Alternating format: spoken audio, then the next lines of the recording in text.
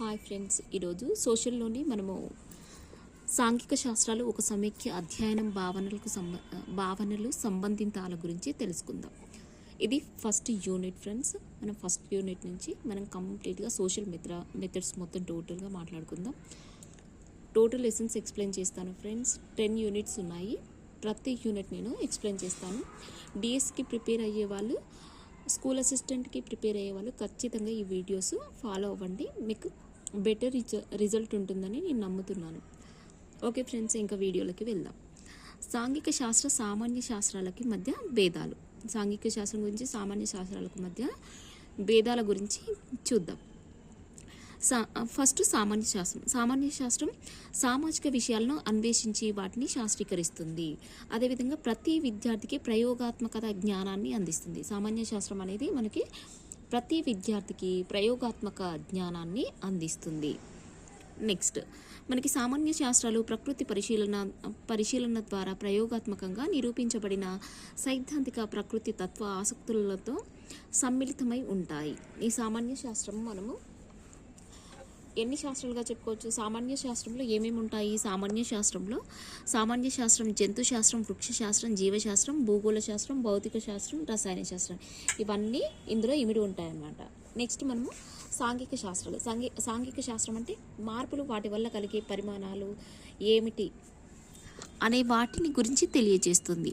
ప్రాచీన కాలం నుంచి నేటి వరకు అనేక ప్రభుత్వాలు ఏర్పడ్డాయి. వీటి స్థితిగతులు ప్రత్యక్ష అనుభవాల ద్వారా మానవులకు తెలియజేస్తుంది అన్నమాట. ప్రజాస్వామ్య లక్షణాలు, పౌరుని బాధ్యత మొదలైన సామాజిక విషయాలు తెలుసుకొని సమాజ సమస్యలను ఎదుర్కొని సామాజిక శ్రేయస్సుతో పాటుపడే ఉత్తమ పౌరుల్ని తయారు చేయవలసిన బాధ్యత మన ప్రస్తుత విధానానికి ఉంది. మన సాంఘిక శాస్త్రంలో ఏ శాస్త్రాలు ఏమిటి ఉన్నాయి అని అంటే మనకు తెలుసు కదా ఫ్రెండ్స్. సాంఘిక శాస్త్రం అనగానే మనకు 4 గుర్తుండాలి. ఇదైతే ఖచ్చితంగా గుర్తుపెట్టుకోండి. సాంఘిక శాస్త్రం, పౌరశాస్త్రం, అర్థశాస్త్రం, చరిత్ర, భౌగోళిక శాస్త్రం, ఈ 4 గుర్తుపెట్టుకోండి. తర్వాత తత్వశాస్త్రం ఉంటుంది, సామాజిక శాస్త్రం ఉంటుంది, అదేవిధంగా మనకి మనోవైజ్ఞానిక శాస్త్రం, పరిసరాల విజ్ఞానం, మానవ అధ్యయన శాస్త్రం, ఇవన్నీ కలిపి మనకి సాంఘిక శాస్త్రంగా చెప్పుకోవచ్చు. అంటే సాంఘిక శాస్త్రంలో ఇవన్నీ మిళితమై ఉంటాయి.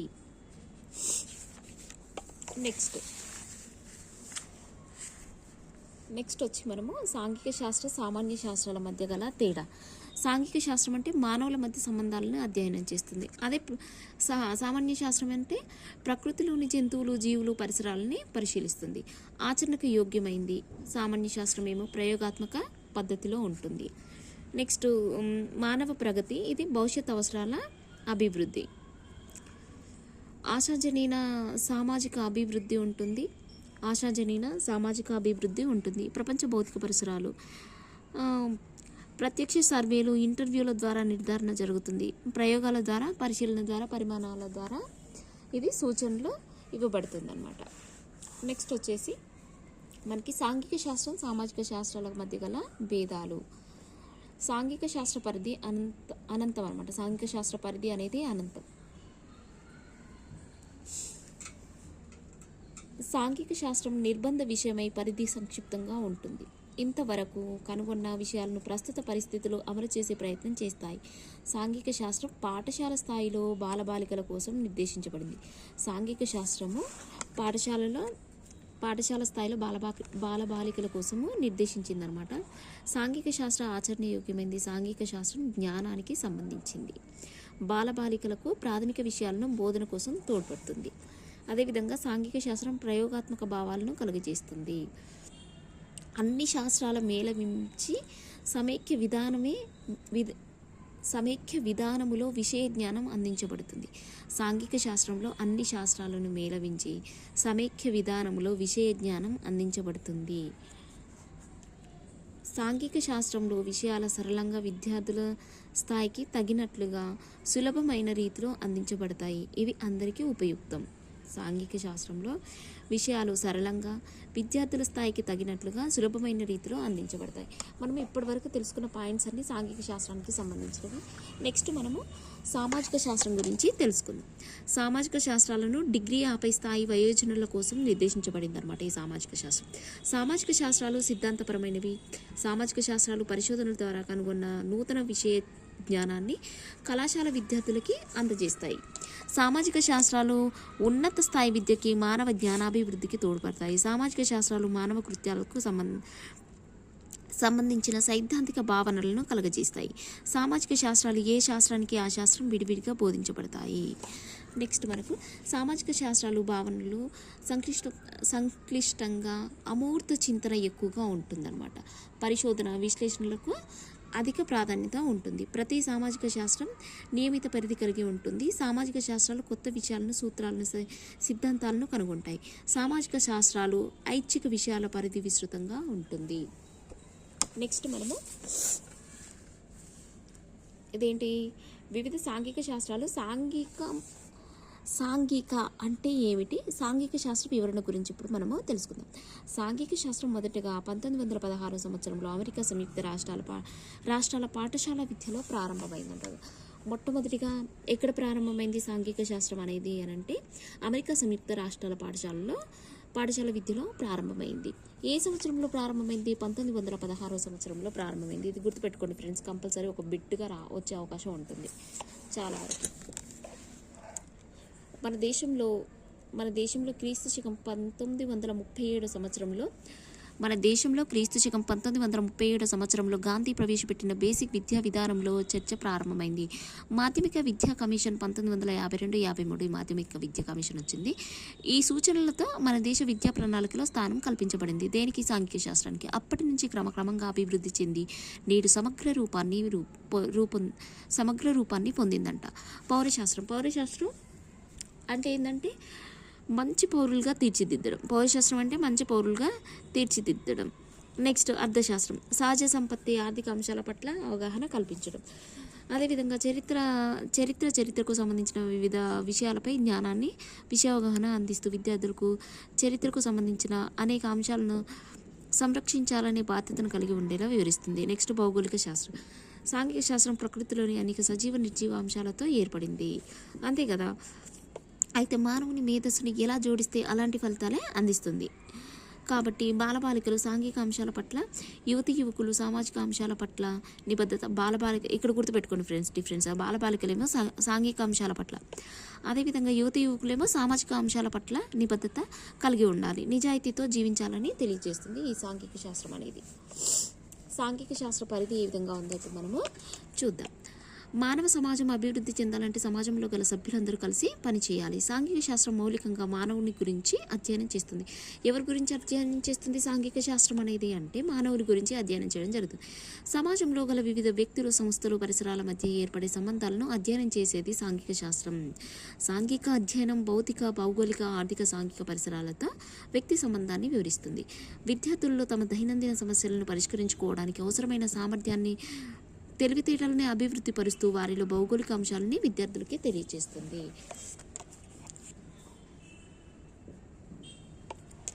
సాంఘిక శాస్త్ర పరిధి చాలా విస్తృతమైనది, విశాలమైనది. అయితే విద్యార్థుల జ్ఞానాన్ని కుటుంబం నుంచి అంటే విద్యార్థుల యొక్క జ్ఞానం అనేది ఎక్కడి నుంచి సముపార్జన జరుగుతుంది? జ్ఞాన సముపార్జన ఎక్కడి నుంచి జరుగుతుంది అంటే కుటుంబం నుంచి మొదలై విశ్వజనీనమైన అంశాలను సృజించడం జరుగుతుంది అన్నమాట. అంటే విశ్వజనీనమైన, అంతర్జాతీయ, జాతీయ, రాష్ట్రం, జిల్లా, తాలూకు, అదేవిధంగా గ్రామం, ఇరుగు పొరుగు, కుటుంబం.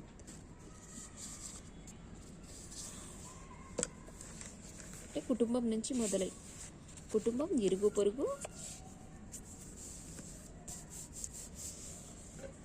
ఫస్ట్ కుటుంబం, తర్వాత ఇరుగు పొరుగు, ఆ తర్వాత గ్రామం, తర్వాత తాలూకు వస్తుంది, తర్వాత జిల్లా, రాష్ట్రం, జాతీయ, అంతర్జాతీయ, విశ్వజనీనమై ఉంటుందన్నమాట. అంటే విద్యార్థుల జ్ఞాన సముపార్జన అనేది ఏ విధంగా ఉంటుంది అనే క్వశ్చన్ వస్తే మనము ఈ ఆర్డర్ ప్రకారం రాయాల్సి ఉంటుంది. ఖచ్చితంగా వచ్చే అవకాశం ఉంటుంది ఫ్రెండ్స్, గుర్తుపెట్టుకోండి.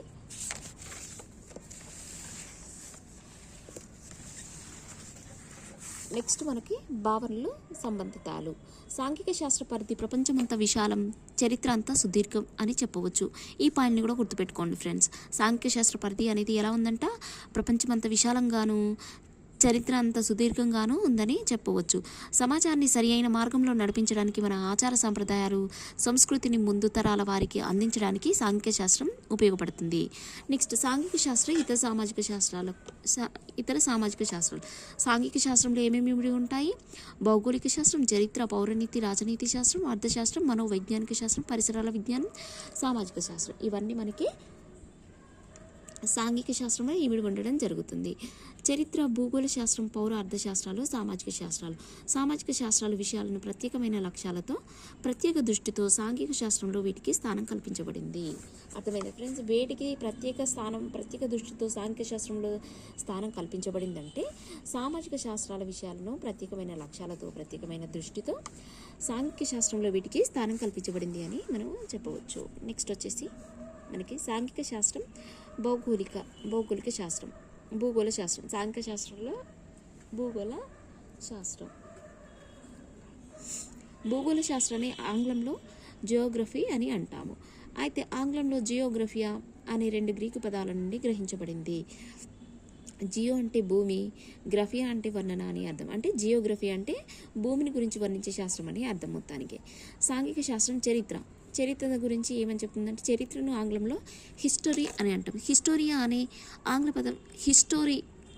పదం హిస్టోరియా అనే గ్రీకు పదం నుండి ఆవిర్భవించింది. హిస్టోరియా అంటే పరిశోధన, అన్వేషణ అనే అర్థాలు ఉన్నాయి. చరిత్రకు మూల పురుషుడు ఎవరు? హెరోడోటస్. చరిత్ర భూత, వర్తమాన, భవిష్యత్తు కాలాలకు సంబంధించిన అంశాలను తెలియజేస్తుంది. చరిత్ర బోధన ద్వారా నాటి సామాజిక, ఆర్థిక, మత, సాంస్కృతిక పరిస్థితులను ఎక్కువగా ప్రాధాన్యత ఇవ్వాలి. సాంఘిక శాస్త్ర, పౌరనీతి శాస్త్రం. దీని గురించి ఇప్పుడు చూద్దాం మనం.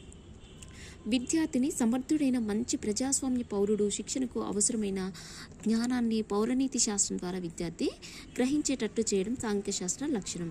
సివిక్స్ అనే ఆంగ్ల పదం సివిటాస్ అనే లాటిన్ పదం నుంచి ఉద్భవించింది. సివిటాస్ అంటే పురం లేదా నగరం అని అర్థం. పౌరశాస్త్రం రాజ్యం, రాజ్య స్వభావం, స్వరూపం, ప్రభుత్వంలో గల రకాలు, అధికారం మొదలైన విషయాల గురించి చర్చిస్తుంది.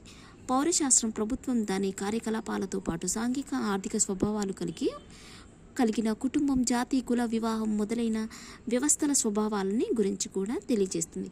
ఇది బాగా గుర్తుపెట్టుకోండి ఫ్రెండ్స్. మనము అంటే ఎకనామిక్ అనే దానికి, అర్థశాస్త్రానికి, పౌరశాస్త్రానికి మనం కన్ఫ్యూజ్ అయ్యే అవకాశం ఉంటుంది. ఇక్కడే మనం పౌరశాస్త్రం ప్రభుత్వం దాని కార్యకలాపాలతో పాటు సాంఘిక, ఆర్థిక స్వభావాలు కలిగిన కుటుంబం, జాతి, కులం, వివాహం మొదలైన వ్యవస్థల స్వభావాలని గురించి కూడా ఇది తెలియచేస్తుంది. దీని ఉద్దేశం విద్యార్థుల్ని ఉత్తమ పౌరులుగా చేయడం, వారిలో ఉన్నతమైన శీల సంపదను పెంపొందించడం. నెక్స్ట్ ఈ ఆశయ సాధనకు గాను బాలబాలికలకు వివిధ ప్రభుత్వ సంస్థలు, స్థానిక, రాష్ట్ర, కేంద్ర ప్రభుత్వాల విధి విధానాల గురించి జ్ఞానాన్ని కలిగించడం. సాంఘిక శాస్త్రం, అర్థశాస్త్రం గురించి ఇప్పుడు తెలుసుకుందాం. నిత్య జీవితంలో విద్యార్థికి అవసరమైన ఆర్థిక విషయాలను, సిద్ధాంతాలను అర్థశాస్త్రం అందిస్తుంది. దేశ ప్రగతికి, ఆ దేశంలో గల ఆర్థిక వనరులకి గల సంబంధాలను అర్థశాస్త్రం తెలియచేస్తుంది. ఉత్పత్తి, పంపిణీ, వినిమయం, జాతీయోత్పత్తి, జాతీయ ఆదాయం, తలసరి ఆదాయం, జీవన ప్రమాణం, పేదరికం, పంచవర్ష ప్రణాళిక ద్వారా సాధించిన విషయాలు, ఇంకా పరిష్కరించాల్సిన సమస్యలు అర్థశాస్త్రం ద్వారా విద్యార్థులు గ్రహిస్తారు. అర్థశాస్త్రాన్ని ఆంగ్లంలో ఎకనామిక్స్ అని వ్యవహరిస్తారు. ఈ ఆంగ్ల పదం ఓకియోనామస్ అనే 2 గ్రీకు పదాల నుండి పదాల వల్ల ఏర్పడింది. ఓకియోనామస్ అంటే గృహ నిర్వహణ అధికారం అని అర్థం. మానవుని కోరికలు, కొత్త పరిశోధనలకు, అన్వేషణలకు మూలం. ప్రస్తుత ప్రపంచ స్థితిగతులు, గమనం మొదలైన అన్నింటికీ మూలం కోరికలు అని చెప్పవచ్చు. నెక్స్ట్ సాంఘిక శాస్త్ర, సమాజ శాస్త్రం.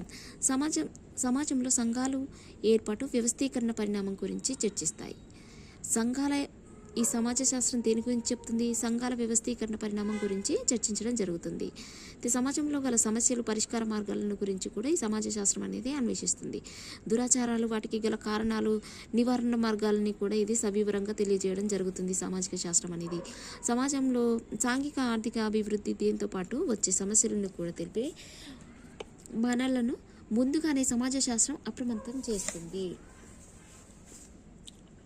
ఏకీకృత వివిధ విజ్ఞానాల శాస్త్రాలు పరస్పర ఆధారిత, అంతర్గతంగా సాంఘిక శాస్త్రంలో 4 ప్రధాన అంశాలు భూగోళ శాస్త్రం, చరిత్ర, పౌరశాస్త్రం, అర్థశాస్త్రం సమానమైన ప్రాధాన్యతలు ఉన్న సామాన్య శాస్త్రంలోని భౌతిక, రసాయన, వృక్ష, జంతు శాస్త్రాలతో కొన్ని పాఠ్యాంశాలతో సహసంబంధం ఉన్న బోధనాంశాలు ఉన్నాయి. సాంఘిక శాస్త్ర బోధన విషయంలో ఏదైనా సామ్యాలు ఉన్నప్పుడు ఉపాధ్యాయుడు జాగ్రత్తతో బోధించాలి.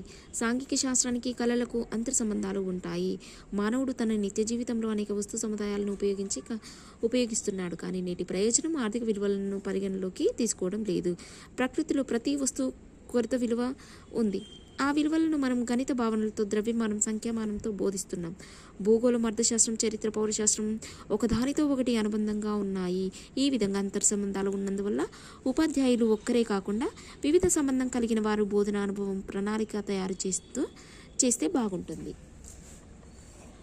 నెక్స్ట్, విద్యార్థుల్లో జిజ్ఞాసను సహజ భావనలతో జతపరచండి. సకల సామాజిక శాస్త్రాల సమ్మేళన రూపమైన సాంఘిక శాస్త్రం దినదిన ప్రవర్తనామానమవుతూ నూతన సామాజిక, సాంస్కృతిక నాగరికతలను తనలో ఇముడ్చుకుంటూ మరింత పటిష్టమవుతుంది. బోధన అభ్యాసన విధానంలో ఉపాధ్యాయుడు తన పాత్రను ఉపాధ్యాయునిగా కాకుండా ఒక అనుసంధానకర్తగా మార్చాల్సి ఉంటుంది. నెక్స్ట్, ఉపాధ్యాయుడు అభ్యాసన పరిస్థితిని వ్యవస్థీకృతం చేసేవాడుగా ఉంటూ విద్యార్థులలో ఆసక్తిని, జిజ్ఞాసని ప్రేరేపించాలి. నెక్స్ట్, మనం సాంఘిక శాస్త్ర మేధావుల ఆవిష్కారాల సేవల గురించి తెలుసుకుందాం. ఫస్ట్ వచ్చేసి మనకి క్రిస్టోఫర్ కొలంబస్ అసలు తెలియని వాళ్ళు ఉండరని నేను అనుకుంటాను, ఎందుకంటే అమెరికాను కనుగొన్నది తనే కాబట్టి. క్రిస్టోఫర్ కొలంబస్ 1451 నుంచి 1506, అంటే 1451లో జననం, 1506లో మరణం అన్నమాట. క్రిస్టోఫర్ కొలంబస్ ఇటలీకి చెందిన ఒక నావికుడు. స్పెయిన్ రాజు సహకారంతో అట్లాంటిక్ సముద్రంపై ఆయన సాగించిన యాత్ర పశ్చిమార్ధగోళంలో ఉన్న అమెరికా ఖండాన్ని యూరోపియన్లకు పరిచయం చేసింది.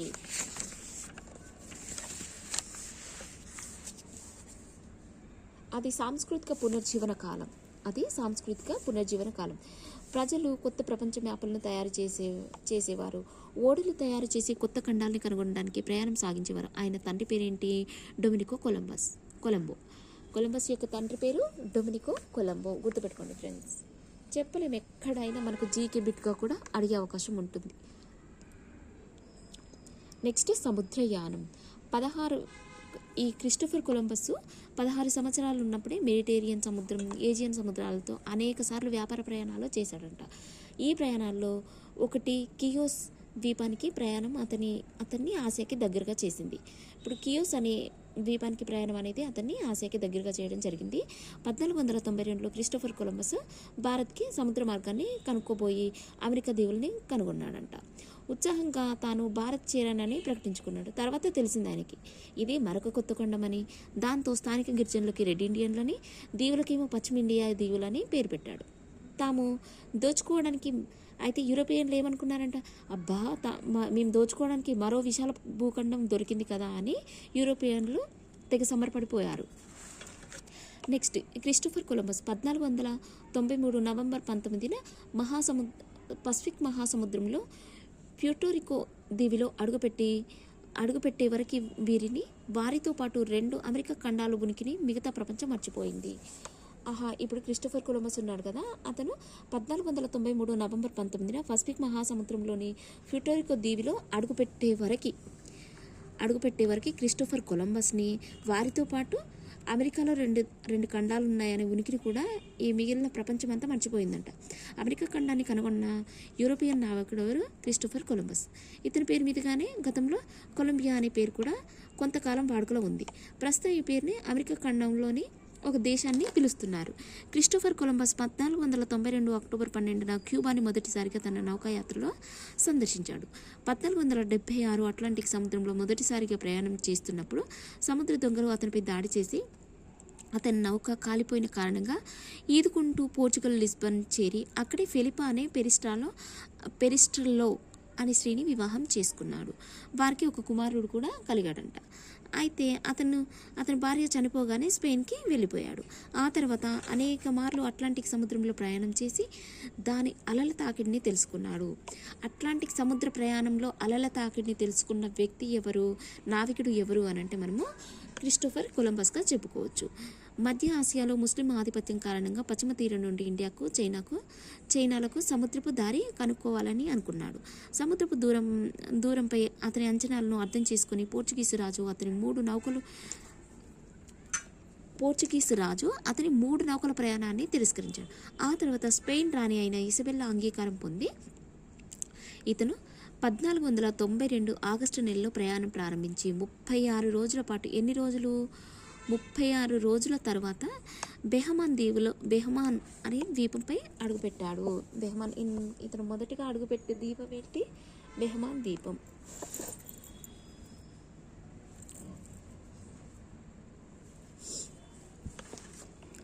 అక్కడి ప్రజల నుంచి అతడు వ్యాపారంలో గాజు పూసలు, దూది బాల్స్, చిలకలని, ఈటలని సంపాదించాడు. అక్కడి నుంచి క్యూబా, హిస్పోలియో అంటే ఇప్పుడు హైతీ అనమాట, ఇది అక్కడికి చేరుకున్నాడు. అక్కడి స్వదేశీయులతో విల్లా డి లా నావిడాడ్ ఒప్పందం కుదుర్చుకున్నాడు. ఏ ఒప్పందం కుదుర్చుకున్నాడు? విల్లా డి లా నావిడాడ్ అనే ఒప్పందాన్ని కుదుర్చుకోవడం జరిగింది. కుదుర్చుకొని అతను ఆసియా చేరుకున్నాడు. ఈ విధంగా కొలంబస్ శ్రమ ఫలితంగా ఈనాటి ప్రపంచం అతి ముఖ్యమైన ఒక పెద్ద ఖండాన్ని ఏర్పరచుకోవడానికి అవకాశం కలిగిందన్నమాట. నెక్స్ట్ వచ్చేసి మనకి మాక్స్ వెబర్. ఈ మాక్స్ వెబర్ వచ్చేసరికి మనకి 1864-1920 వరకు ఉన్నాడు. పూర్తి పేరు బోర్స్ కార్ల్ ఎమిల్ మాక్స్లన్ వెబర్. ఇతడు ఒక జర్మనీ సామాజిక శాస్త్రజ్ఞుడు. తీవ్ర ఆలోచనలు, తత్వవేత్త, న్యాయవేత్త, సామాజిక సిద్ధాంతం, సామాజిక పరిశోధనలకు అవకాశం ఏర్పడింది. ఈ కారణంగా ప్రముఖ సామాజిక శాస్త్రవేత్తలైన ఎమిలీ డర్క్హీమ్, నికార్లా మార్క్స్తో పాటుగా ఇతని పేరు కూడా ప్రస్తావిస్తూ ఉంటారు. వెబర్ ఒక ప్రముఖ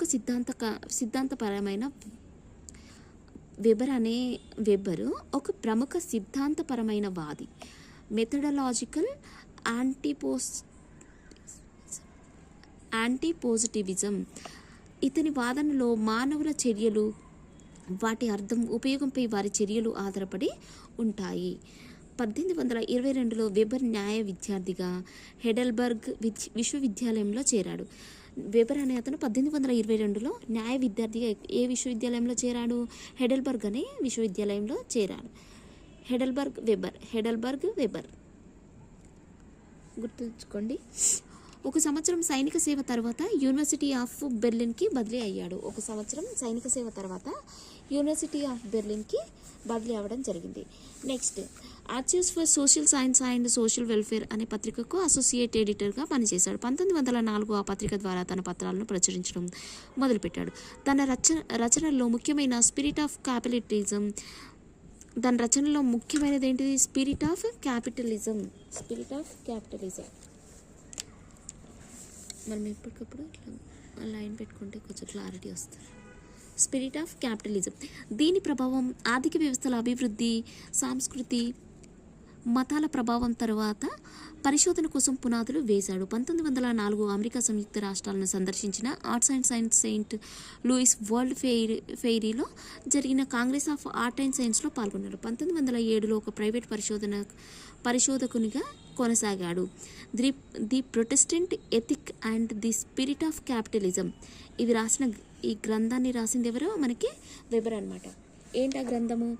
the Protestant ethic and the spirit of capitalism అనే పుస్తకాన్ని అతనికి గొప్ప పేరు తెచ్చిపెట్టిన పుస్తకం ఏది అని అంటే the Protestant ethic and the spirit of capitalism గొప్ప పేరు తెచ్చిపెట్టింది. ఆర్థిక సామాజిక శాస్త్రం, మత సామాజిక శాస్త్రం అనే భావాలను కలిపి థీసిస్ అంటారు. ఈ ఆర్థిక సామాజిక శాస్త్రం, మత సామాజిక శాస్త్రం అనే భావాలను కలిపి మనము థీసిస్ అంటారు. భావాలను కలిపి థీసిస్ రాయడం జరిగిందనమాట. ఇతను థీసిస్ దేని మీద రాశాడు? ఆర్థిక సామాజిక శాస్త్రం మీద, మత సామాజిక శాస్త్రం అనే భావనల మీద థీసిస్ రాయడం జరిగింది. హేతుబద్ధమైన, న్యాయబద్ధమైన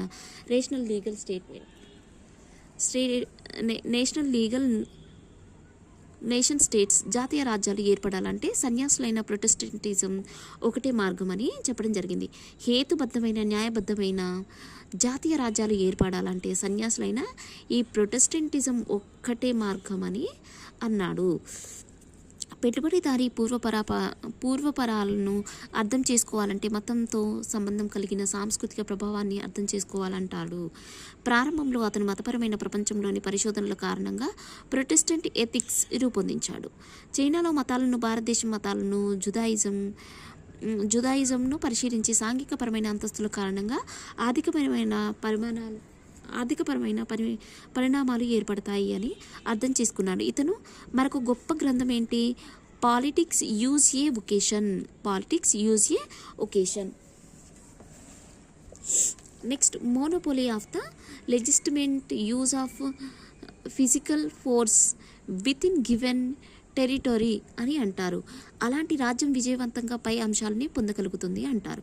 మొదటిసారిగా ఇతను సాంఘిక అధికారాన్ని వర్ణిస్తూ ప్రజాకర్షణ, సాంప్రదాయిక, హేతుబద్ధమైన, చట్టబద్ధమైన అనే మాటలని ఉపయోగించాడు.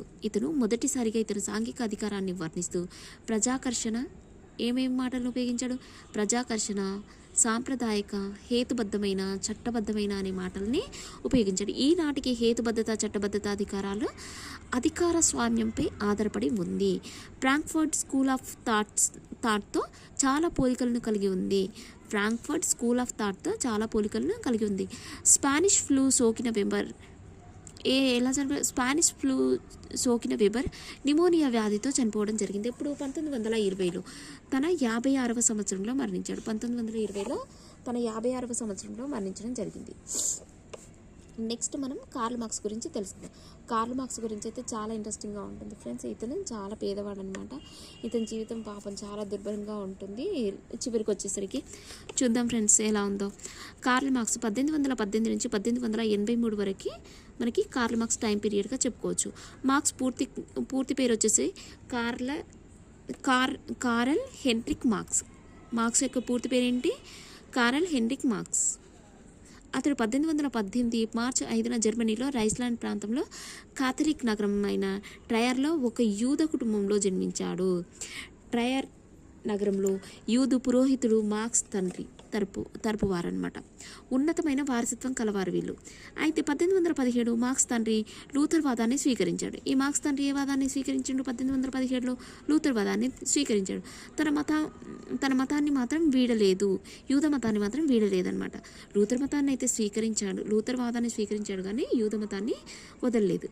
మార్క్స్ తల్లి వచ్చి హెన్రిట్ 1825లో లూథర్ వాదాన్ని స్వీకరించింది. ఈమె కూడా 25లో లూథర్ వాదాన్ని స్వీకరించడం జరిగింది. నెక్స్ట్ 1824లో మార్క్స్ స్వయంగా లూథర్ వాదాన్ని స్వీకరించాడు.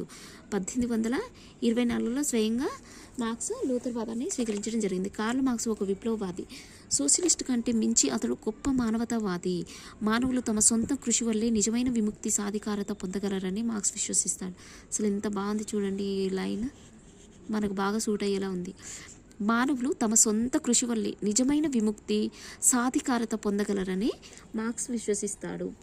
శాస్త్రానికి విముక్తివాద ప్రగతిశీల పాత్ర ఉంటుందని అతడు బలంగా నమ్మాడు. దోపిడీ, పీడన, ఆధిపత్యం, అన్యాయాలకు తావులేని మానవతావాద, నైతికవాద సమాజం ఏర్పడాలని కలలు కన్నాడు. మార్క్స్కి గల ఈ దార్శనికతే అనేక మంది మేధావులని ఆకర్షించింది. మేధావులు మార్క్స్ సిద్ధాంతాల పద్ధతిపై ఎనలేని విశ్వాసాన్ని పెంచుకున్నారు. మార్క్స్ తన సామ్యవాద సిద్ధాంతాన్ని శాస్త్రీయమైందిగా అభివర్ణించాడు. క్యాపిటలిజం, సామాజిక అభివృద్ధి సూత్రాలను సమగ్రంగా అధ్యయనం చేసే మార్క్స్ క్యాపిటలిజం పతనాన్ని అనివార్యమని నమ్మారు. మార్క్స్ తన సామ్యవాద సిద్ధాంతాన్ని శాస్త్రీయమైందిగా అభివర్ణించాడు. క్యాపిటలిజం, సామాజిక అభివృద్ధి సూత్రాలని సమగ్రంగా అధ్యయనం చేసిన మార్క్స్ క్యాపిటలిజం పతనం అనివార్యమని నమ్మారు. క్యాపిటలిస్ట్ వ్యవస్థ అంతర్గతమైన వైరుధ్యాల వల్ల స్వయంగా కుప్పకూలిపోతుందని ఇతను వాదించడం జరిగింది.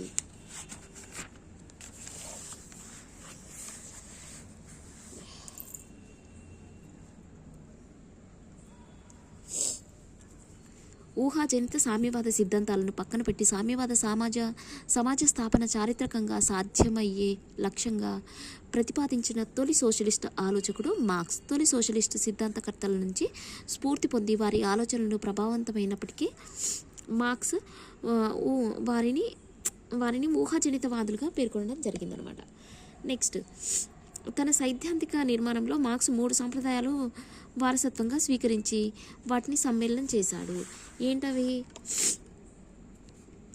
జర్మనీ మేధో సాంప్రదాయం. మొదటిది వచ్చేసి జర్మనీ మేధో సాంప్రదాయం నుంచి అతడు హెగెల్ గతి తార్కిక పద్ధతిని స్వీకరించి భౌతిక ప్రపంచానికి వర్తింపచేశాడు.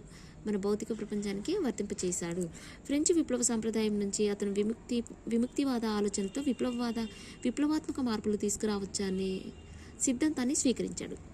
పారిశ్రామికీకరణ చెందిన క్యాపిటలిస్టు ఆర్థిక వ్యవస్థలో భారీ మార్పులను తీసుకురావాలనే ఆలోచనలతో మార్క్స్ తన పద్ధతిని వర్తింపచేశాడు.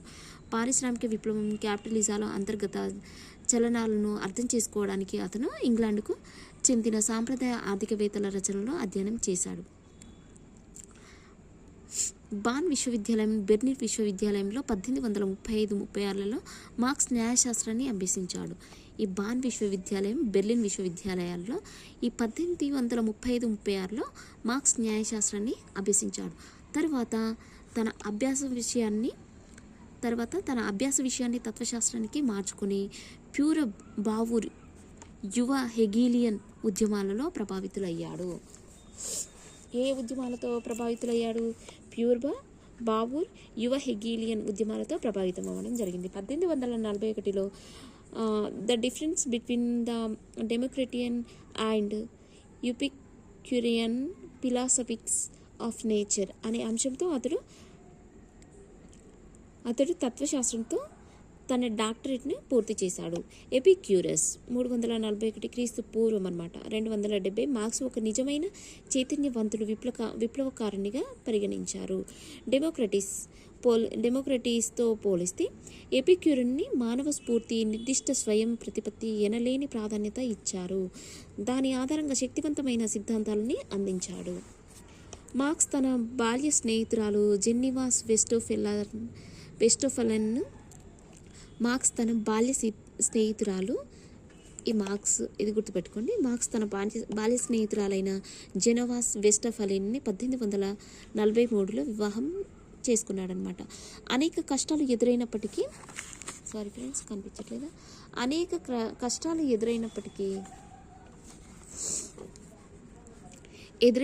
వారు తమ దాంపత్య జీవితాన్ని కొనసాగించారు. ఇప్పుడు మార్క్స్ తన బాల్య స్నేహితురాలైన జెనివా వెస్టోఫెలన్ను 1843లో వివాహమాడాడు. అనేక కష్టాలు ఎదురైనప్పటికీ తమ దాంపత్య జీవితాన్ని మాత్రం కొనసాగిస్తూనే ఉన్నారు. 1842 నుంచి 1848 వరకు మార్క్స్ రైన్లాండ్, బెల్జియం, ఫ్రాన్స్లలో రాడికల్ ప్రచురణలకి సంపాదకత్వం వహించాడు. 1843 వరకు అతడు ఉదారవాద పత్రిక అయిన రైనిస్ జితుంకు సంపాదకునిగా పనిచేశాడు. 1844 ప్యారిస్లో నివాసం ఉంటుండగా మార్క్స్ కార్మిక వర్గ ఉద్యమంపై ఆసక్తి పెంచుకున్నాడు. నెక్స్ట్, రాజకీయ అర్థశాస్త్రంపై ఎంగిల్స్ జరిపిన అధ్యయనాన్ని తెలుసుకున్నాడు. బ్రసెల్స్లోని నివాసం ఉన్నప్పుడు మార్క్స్, ఎంగిల్స్ ఇద్దరు జర్మనీ భావాజాలం అనే గ్రంథ రచనను మొదలుపెట్టారు. 1848లో వారిద్దరూ కమ్యూనిస్టు లీగ్ని స్థాపించారు. కమ్యూనిస్టు లీగ్ని ఎప్పుడు స్థాపించడం జరిగింది? 1848లో. ఎవరెవరు? మార్క్స్, ఎంగిల్స్ కలిపి. ఆ సంఘం 1850 వరకు కొనసాగింది. 1848లో కమ్యూనిస్టు లీగ్ని స్థాపిస్తే అది ఎప్పటి వరకు కొనసాగింది? 1850 వరకే కొనసాగింది. అంటే 2 సంవత్సరాల వరకు మాత్రమే. ఎవరెవరు స్థాపించారు? మార్క్స్, ఎంగిల్స్ ఇద్దరు కలిపి మనకి కమ్యూనిస్టు లీగ్ని స్థాపించడం జరిగింది. ఏ భావజాలంతో? జర్మన్ భావజాలంతో ఇది స్థాపించడం జరిగింది.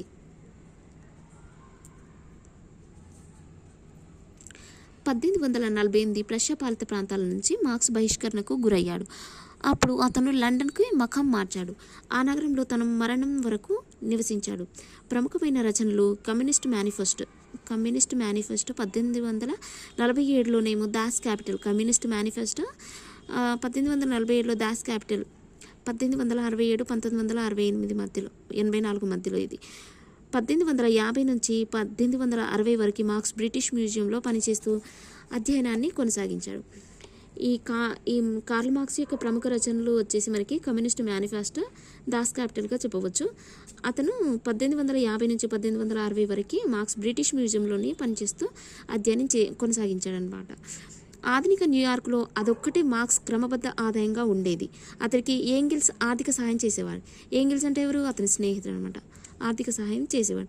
పెట్టుబడిదారీ విధానం, వ్యాపారం, ఆర్థిక లావాదేవీల గురించి మార్క్స్ విమర్శనాత్మకంగా రచనలో జరిపిన వాటితో దగ్గరగా ముడిపడి ఉన్న ఇద్దరు వ్యక్తులు అతడి మామ ఫిలిప్స్, స్నేహితుడు ఏంగిల్స్.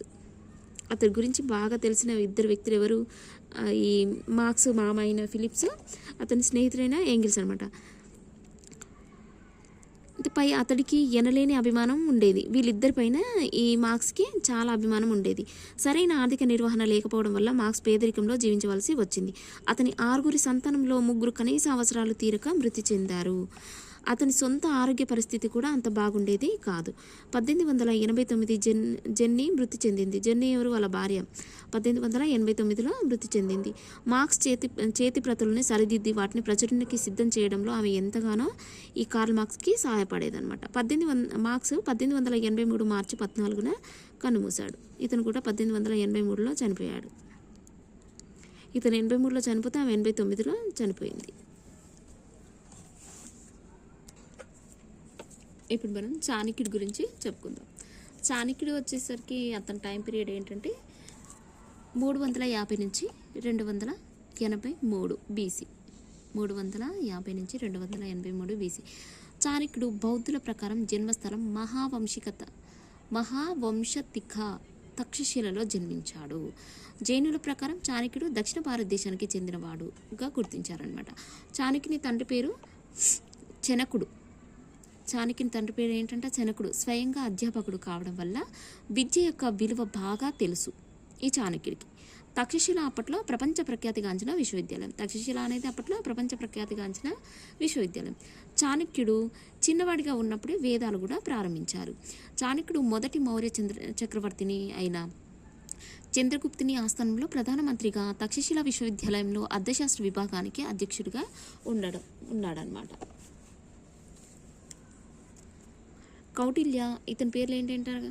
కౌటిల్యుడు, విష్ణుగుప్తుడు అనే పేర్లతో కూడా చాణక్యుడిని వ్యవహరిస్తారు. ఏ పేర్లతో వ్యవహరిస్తారు? కౌటిల్యుడు అన్నా, విష్ణుగుప్తుడు అన్నా, చాణక్యుడు అన్నా కూడా అన్నీ ఈయన పేర్లే. చాణక్యుడు చతుర్విధ పురుషార్థాలలో రెండవదైన అర్ధ పురుషార్థం గురించి అర్థశాస్త్రాన్ని రచించాడు. చాణక్యుడు చతుర్విధ పురుషార్థాలలో రెండవదైన అర్ధ పురుషార్థం గురించి అర్థశాస్త్రాన్ని రచించాడు. చాణక్యుడు రాజనీతి శాస్త్రంతో పాటు ఆర్థిక శాస్త్రం, భౌతిక శాస్త్రం, మనస్తత్వ శాస్త్రంలో కూడా నిపుణత కనబరిచాడనమాట. అయితే ఇతడు సూక్ష్మ బుద్ధితో శత్రువుల్ని జయించి భారతదేశంలో మొదటి చక్రవర్తిని నెలకొల్పిన విధానంలో విశాఖదత్తుని ముద్రా రాక్షసం అనేక సంస్కృత నాటకంలో వివరించాడు. చాణక్యుడు రచించిన నీతి శాస్త్రం, చాణక్యుడు ఏమేమి రచనలు రచించాడో కూడా ఎగ్జామ్లో వచ్చే అవకాశం ఉంటుంది ఫ్రెండ్స్, ఒకసారి గుర్తుపెట్టుకోండి. చాణక్యుడు రచించిన నీతి శాస్త్రం చాణక్య నీతి పేరుతో ప్రసిద్ధి చెందింది. దేనితో ప్రసిద్ధి చెందింది? చాణక్య నీతి అనే పేరుతో ప్రసిద్ధి చెందడం జరిగింది. చాణక్యుడు తక్షశిల విశ్వవిద్యాలయంలో బోధించేవాడు. సంస్కృతంలో చాణక్యుడు చాణక్య నీతి దర్పణం అనే పుస్తకాన్ని రాశాడు. చాణక్యుడు సంస్కృతంలో చాణక్య నీతి దర్పణం అనే పుస్తకాన్ని కూడా రాయడం జరిగింది. పుస్తకాన్ని హిందీ భాషలో జగదీశ్వరానంద సరస్వతి, తెలుగులోనేమో ఆరమాండ్ల వెంకయ్యార్య అనువాదించారు. ఇప్పుడు సంస్కృతంలో చాణక్యుడు చాణక్య నీతి దర్పణం అనే పుస్తకాన్ని రాశాడు కదా, అదే చాణక్య నీతి దర్పణం అనే పుస్తకాన్ని హిందీలోనేమో జగదీశ్వరానంద సరస్వతి, అదేవిధంగా తెలుగులోనేమో ఆరమాండ్ల వెంకయ్యార్య అని అనువాదించడం జరిగింది. సాంప్రదాయ ఆర్థిక శాస్త్రాల్లో ఆయన ఒక ప్రముఖ పూర్వగామి. గుప్త సామ్రాజ్యం అంతంలో అదృశ్యమైన ఆయన రచనలు తిరిగి 1915లో కనుక్కోవడమైంది. గుప్త సామ్రాజ్య అంతంలో అదృష్టమైన ఆయన రచనలు తిరిగి 1915లో కనుక్కోవడమైంది. ఆయన ప్రథమంగా తక్షశిల యూనివర్సిటీలో అర్థశాస్త్రం, రాజనీతి శాస్త్ర విభాగంలో ఆచార్యునిగా పనిచేసి తర్వాత చంద్రగుప్త మౌర్యుని మౌర్య సామ్రాజ్యాధిపతిగా చేశాడు. భారతదేశంలో మొదటిదైన మౌర్య సామ్రాజ్య స్థాపన చేశాడు. చంద్రగుప్తుని ఆయన కుమారుడు బిందుసారుడికి కూడా రాజ్య సలహాదారునిగా కూడా సేవల్ని అందించడం జరిగింది. అర్థశాస్త్ర చాణక్యునిచే రచించబడింది అని చాలామంది అభిప్రాయపడతారు. అర్థశాస్త్రం అనేది చాణక్యునిచే రచించబడింది అని చాలామంది అభిప్రాయపడతారు అనమాట. అర్థశాస్త్రం కౌటిల్యంచే రాయబడిందని కొందరి అభిప్రాయం. ఇతన్ని విష్ణుగుప్తుడు అంటారని కొందరు. ఇతను రాసిన 2 ప్రముఖ గ్రంథాలు అర్థశాస్త్రం, చాణక్యనీతి శాస్త్రం. అర్థశాస్త్రం ఆర్థిక విషయమైన విత్త సంబంధమైన విధానాలను, ఆర్థిక సంక్షేమ, అంతర్జాతీయ సంబంధాలు, యుద్ధ తంత్రాల గురించి విపులంగా చర్చిస్తుంది.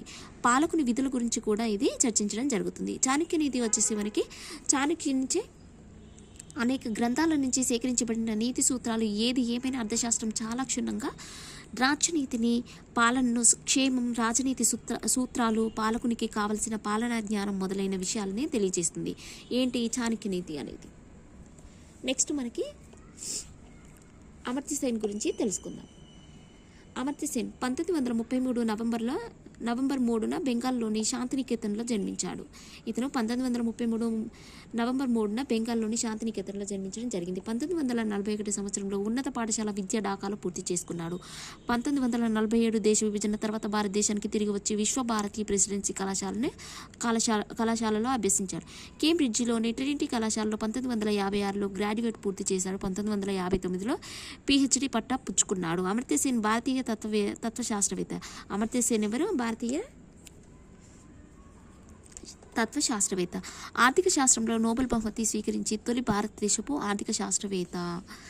1998లో కరువు, మానవాభివృద్ధి సిద్ధాంతము, సంక్షేమ ఆర్థిక శాస్త్రం, పేదరికానికి కారణాలు, పొలిటికల్ లేబరిజంలలో చేసిన విశేష కృషికి నోబెల్ బహుమతి వచ్చింది. ఇప్పుడు 1998లో మనకు కరువు వచ్చింది కదా, అయితే మానవాభివృద్ధి సిద్ధాంతము, సంక్షేమ ఆర్థిక శాస్త్ర, పేదరికానికి కారణాలు అని చెప్పడం జరిగింది.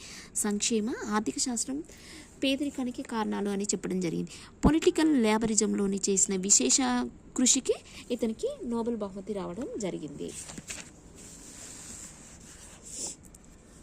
నెక్స్ట్ సంక్షేమ రంగంలో విశేష కృషి చేసినందుకు అతనికి 1998లో ఉన్నతమైన బహుమతి లభించింది. సంక్షేమం వైపు, పేదరికం, నిరుద్యోగం వైపు అమర్త్య సేన్ సంక్షేమం వైపు, పేదరికం, నిరుద్యోగం వైపు అమర్త్య సేన్ కృషి అమోఘమైంది. సంక్షేమ అర్థశాస్త్రం వైపు దృష్టి సారించి ప్రజల కనీస అవసరాలు ఎలాగో ప్రజాస్వామిక హక్కులు కూడా అంతే ముఖ్యమని ఉద్ఘాటించాడు. ప్రపంచంలోని అన్ని దేశాలు తమ తమ రక్షణ బడ్జెట్ని తగ్గించాలని హితవు పలికాడు. పేదరిక స్థాయిని నిర్ధారించడానికి అమర్త్య సేన్ సోషల్ చాయిస్ అనే నూతన సూత్రీకరణని ప్రవేశపెట్టాడు. పేదరికానికి, కరువుకు ప్రధాన కారణం ఆహార ధాన్యాల కొరత కాదని, ఉపాధి లేకపోవడం అని, ప్రజల వద్ద కొనుగోలు శక్తి లేకపోవడం అని ప్రధాన కారణమని తన అధ్యయనం ద్వారా నిరూపించాడు. అసలు ఏమన్నాడన్న అమర్త్య సేన్? పేదరికానికి కారణం ఏంటంట? ఆహార ధాన్యాల కొరత కాదు, ఉపాధి లేకపోవడము. ఎందుకు? ఉపాధి ఉంటే ప్రజల దగ్గర డబ్బు ఉంటుంది కదా, డబ్బు ఉండడం వల్ల ఏదైనా కొనుక్కుంటారు కదా వాళ్ళకి కావాల్సినవి. ఉపాధి లేకపోవడం వల్లనే, ప్రజల వద్ద కొనుగోలు శక్తి లేకపోవడం వల్ల ప్రధాన కారణమని తన అధ్యయనం ద్వారా నిరూపించాడు. ప్రాథమిక విద్య, ఆరోగ్యం ఏ దేశ అభివృద్ధిలోనైనా కీలక పాత్ర వహిస్తాయి. ప్రాథమిక విద్య, ఆరోగ్యం అనేది ఏ దేశ అభివృద్ధిలోనైనా కీలక పాత్ర వహిస్తాయి. ఇది అయితే నిజమే ఫ్రెండ్స్. అందుకే అభివృద్ధి చెందిన దేశాలలో ఖచ్చితంగా విద్య అనేది, వైద్యం అనేది పూర్తిగా ఉచితంగా ఉంటుంది. నీతి శాస్త్రం, తత్వశాస్త్రాలు వెలుగులో అభివృద్ధి అర్థశాస్త్రానికి కొత్త రూపం చేర్చాడు. నీతి శాస్త్రం, తత్వశాస్త్రం వెలుగులో అభివృద్ధి అర్థశాస్త్రానికి కొత్త రూపం చేర్చాడంట. 1943 బెంగాల్లో కరువు సంభవించినప్పుడు అప్పటి బ్రిటిష్ ప్రభుత్వం నియమించిన ఎంక్వైరీ కమిషన్ సకాలంలో వర్షాలు లేకపోవడం, బర్మా నుంచి ధాన్యం దిగుబడి లేకపోవడం వంటి కారణాలు చూపించి అమర్త్య సేన్ దానికి పూర్తిగా విరుద్ధమైన కారణాలు అర్థశాస్త్రం పరంగా విశ్లేషించి సంక్షేమ అర్థశాస్త్రానికి కొత్త రూపం ఇచ్చాడు. 1999 భారత ప్రభుత్వం భారతరత్న అవార్డుకు ఎంపికైనాడు. 1999లో భారత ప్రభుత్వపు భారతరత్న అవార్డుకు ఎంపికైనాడు. ఎప్పుడు వచ్చింది భారతరత్న అనేది? 1999లో. 2000లో లియోన్టిఫ్ ప్రైజ్ పొందాడు. లియోన్టిఫ్ ప్రైజ్ అనేది 2000 సంవత్సరంలో పొందాడు. అదే 2000లో అమెరికా దేశపు ఐసెస్ హూవర్ మెడల్ పొందాడు. 99లోనేమో నోబెల్ వచ్చిందనమాట. అమర్త్య సేన్ 1973 నుంచి యునైటెడ్ కింగ్డమ్లోను, యుఎస్ఏలోను పనిచేశారు. ఎప్పటి నుంచి ఎప్పటి వరకు యునైటెడ్ కింగ్డమ్లో, యుఎస్ఏలో పనిచేశాడు? 1973 నుంచి యునైటెడ్ కింగ్డమ్లో, యుఎస్ఏలోను పనిచేశాడు. అనేక గ్రంథాలు కూడా రాయడం జరిగింది. అవి టు వెల్ఫేర్ ఆఫ్ ఎకనామిక్స్. ఈయన గ్రంథాలు గుర్తుపెట్టుకోండి friends. To welfare of economics, social choice theory, economic and social justice, economic theorems of famines, economics theorems and famines, index of major of wellbeing of citizens and development countries. Easy గుర్తుపెట్టుకోవచ్చు friends. Welfare of economics అనేది మనకు almost తెలిసే ఉంటుంది. Welfare of economics ఎవరు రాశారు అనేది Amartya Sen. Social choice కూడా మనకి అమర్త్య సేన్ రాయడం జరిగింది. ఎకనామిక్ అండ్ సోషల్ జస్టిస్ ఎందుకంటే వీటిపైన ఖచ్చితమైన అభిప్రాయాన్ని వాళ్ళకి తెలియచేశాడు కాబట్టి. Justice, economic and social justice గుర్తుపెట్టుకోవడానికి చెప్తున్నాను. Economic theorems of famines, index of major of well being of citizens of development countries మొదలగునవి. 2015 ఫిబ్రవరిలో రాయల్ ఎకనామిక్ ఆఫ్ యూకే వారు ఈయనకి inaugural Charleston EFG John Maynard Keynes prize ఇచ్చారు. 2015 సంవత్సరంలో ఫిబ్రవరిలో royal academy of UK వారు ఈయనకి inaugural Charleston EFG John Maynard Keynes అనే ప్రైజ్ ఇవ్వడం జరిగింది. ప్రస్తుతం ఈయన థామస్ ఈ లా మౌంట్ యూనివర్సిటీలో ప్రొఫెసర్గా పనిచేస్తున్నారు. ప్రస్తుతం ఈయన ఎక్కడున్నారంట? థామస్ ఈ లా మౌంట్ యూనివర్సిటీలో ప్రొఫెసర్గా పనిచేస్తున్నారు. హార్వర్డ్ యూనివర్సిటీ ఎకనామిక్స్ ప్రొఫెసర్గా పనిచేస్తున్నారు. నలంద యూనివర్సిటీ ఛాన్సలర్గా, Harvard society of fellowship senior ఫెలోగా, ఆక్స్ఫర్డ్ ఆల్ సోల్స్ కాలేజీలో సీనియర్ ఫెలోగా, కేంబ్రిడ్జ్ డార్విన్ కాలేజీలో హానరరీ ఫెలోగా, కేంబ్రిడ్జిలో ట్రినిటీ కాలేజీలో ఫెలోగాను పనిచేశారు. జాదవ్పూర్లో సెంట్ టీచర్ రీసెర్చ్ స్కాలర్గా పనిచేశారు. 1961 మసాచుసెట్స్ విజిటింగ్ ప్రొఫెసర్ బర్క్స్ కార్నెల్ విజిటింగ్ ప్రొఫెసర్గా ఢిల్లీ స్కూల్ ఆఫ్ ఎకనామిక్స్ ప్రొఫెసర్గా పనిచేశారు. ఇదే కాలంలో ఇండియాలో చాలా యూనివర్సిటీల్లో విజిటింగ్ ప్రొఫెసర్గా కూడా పనిచేయడం జరిగింది. ఇండియాలో చాలా యూనివర్సిటీల్లో విజిటింగ్ ప్రొఫెసర్గా కూడా ఇతను పనిచేశారు. 2012 నుంచి 19 జూలైలో నలంద యూనివర్సిటీకి ఆయన పేరుని ప్రతిపాదించారు. 2012-19 జూలైలో నలంద యూనివర్సిటీకి ఆయన పేరుని ప్రతిపాదించడం జరిగింది. ఆయన రచనలు ఇంతకుముందుకే చూసాం కదా. చాయిస్ ఆఫ్ టెక్నిక్స్ 1960లో, collective of choice and social welfare 1970, on economics inequality 1973, development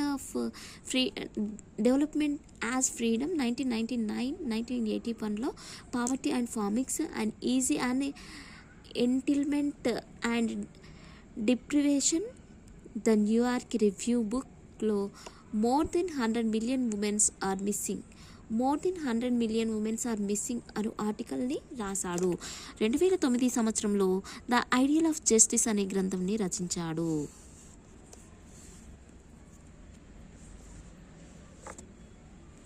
next మనము మదర్ తెరిసా గురించి తెలుసుకుందాం. మదర్ తెరిసా టైం పీరియడ్ వచ్చేసి 1910 నుంచి 1997. మదర్ తెరిసా దౌత్య పాస్పోర్ట్ నమోదైన ప్రకారం మేరీ తెరిసా బొజోక్సియా 1910 ఆగస్టు 26న యుగోస్లోవియాలో స్కోప్జీలో జన్మించారు. 1928 నవంబర్లో ఆమె భారతదేశానికి ఓడలో ప్రయాణించారు. ఇప్పుడు మదర్ తెరిసా ఎక్కడ జన్మించారనేసి మనకి ఎట్లా తెలుస్తుందంటే, మదర్ తెరిసా దౌత్య పాస్పోర్ట్లో నమోదైన ప్రకారం మేరీ తెరిసా బొజాక్సియో అని ఫుల్ నేమ్ తెలుస్తుంది. 7 వారాల తర్వాత కలకత్తా చేరుకున్నారు. కలకత్తాలో కొద్ది రోజులే ఉన్నారంట. నెక్స్ట్ మనకి 1929 జనవరి 16న ఆమెని డార్జిలింగ్లో ఉన్న లోరెట్ వొనోటోయకి పంపారు.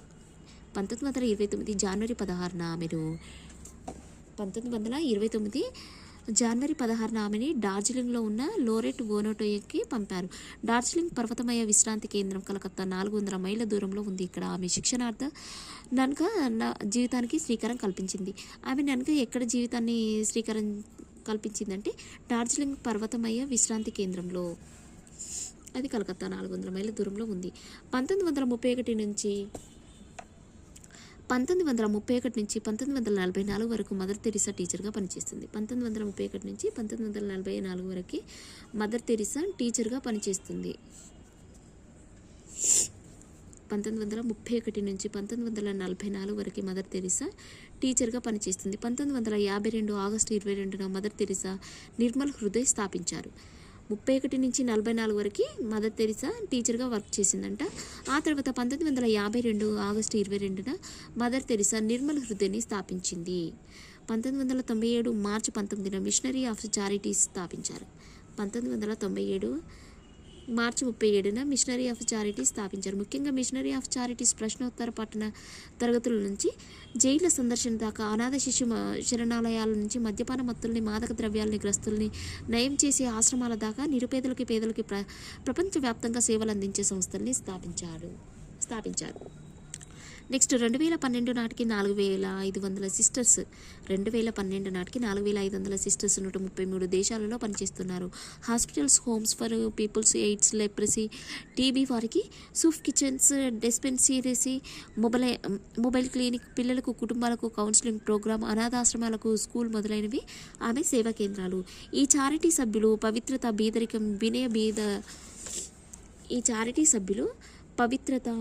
బీదరికం, వినయం, బీదలలో మరీ బీదవారికి హృదయపూర్వక సేవ అనే 4 వాగ్దానాలు స్వీకరిస్తారు. అయితే ఈ చారిటీ సభ్యులు పవిత్రత, బీదరికం, వినయం, బీదలలో మరీ బీదలకు హృదయపూర్వక సేవ అనే 4 వాగ్దానాలు స్వీకరిస్తారు. మదర్ తెరిసా ముఖ్యంగా ప్రపంచానికి చేసిన సేవలు అనాథ శిశువులకు రక్షించడం, తాగుబోతుతనం నుంచి, మాదక ద్రవ్యాల నుంచి దూరం చేయడం, కుష్టి వ్యాధి నివారణ, నిరాధరులకు, పేదలకు సేవ చేయడం.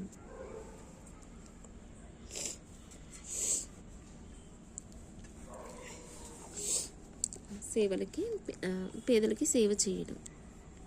మదర్ తెరిసాకి అనేక పురస్కారాలు లభించాయి. అందులో అతి ముఖ్యమైనవి 1962 ఆవిడకు పద్మశ్రీ వచ్చింది. మదర్ తెరిసాకి అనేక పురస్కారాలు లభించాయి. అందులో 1962లో పద్మశ్రీ వచ్చింది.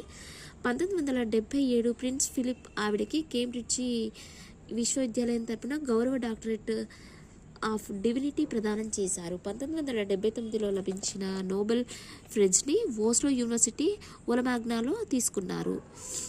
79లో నోబెల్ ప్రైజ్ వచ్చిందనమాట శాంతిలో. 1983 నవంబర్ 24న బ్రిటిష్ రాజరికం ఇచ్చే అత్యున్నత పురస్కారం ఎలిజబెత్ రాణి గారు మదర్ తెరిసాకు ఇచ్చారు. 83లో ఆర్డర్ ఆఫ్ మెరిట్ 2003లో బ్లెస్డ్ తెరిసా ఆఫ్ కల్కటాలో అలంకరించబడింది. వీటన్నింటికన్నా పెద్ద గౌరవం 2015లో సెయింటిక్ రోమనిక్ క్యాథలిక్ చర్చిచే గౌరవం పొందింది. 1969 ఆమెకు అంతర్జాతీయ అవగాహన కోసం జవహర్లాల్ నెహ్రూ అవార్డు వచ్చిందనమాట. 1969లో అంతర్జాతీయ అవగాహన కోసం జవహర్లాల్ నెహ్రూ అవార్డు వచ్చింది. 1980 అన్నిటికంటే మించి భారతరత్న ఇచ్చారు. 79లోనేమో నోబెల్ వచ్చింది, 80లోనేమో భారతరత్న ఇవ్వడం జరిగింది. మన దేశంలో గౌరవించబడ్డ హార్వర్డ్ యూనివర్సిటీ గౌరవ డాక్టరేట్ ప్రదానం కూడా చేయడం జరిగింది. మద్రాస్ యూనివర్సిటీలో గౌరవ డాక్టరేట్ ఆఫ్ లా ప్రదానం చేశారు. శాంతినికేతన్ విశ్వభారత యూనివర్సిటీ కూడా గౌరవ డాక్టరేట్ డిగ్రీ ఇచ్చిన శాంతినికేతన్ విశ్వభారత యూనివర్సిటీ కూడా గౌరవ డాక్టరేట్ను డిగ్రీని ఇచ్చినారు ఈమెకి. ఆమె అధికారిక జీవిత చరిత్ర నవీన్ చావ్లా అనే ఒక సివిల్ సర్వెంట్ రచించారు. ఆమె అధికార జీవిత చరిత్రను ఎవరు రచించారు? నవీన్ చావ్లా అనే ఒక సివిల్ సర్వెంట్ రచించడం జరిగింది. అది 1992లో ప్రచురించబడింది. అది ఎప్పుడు ప్రచురించబడింది? 1992లో ప్రచురించబడింది.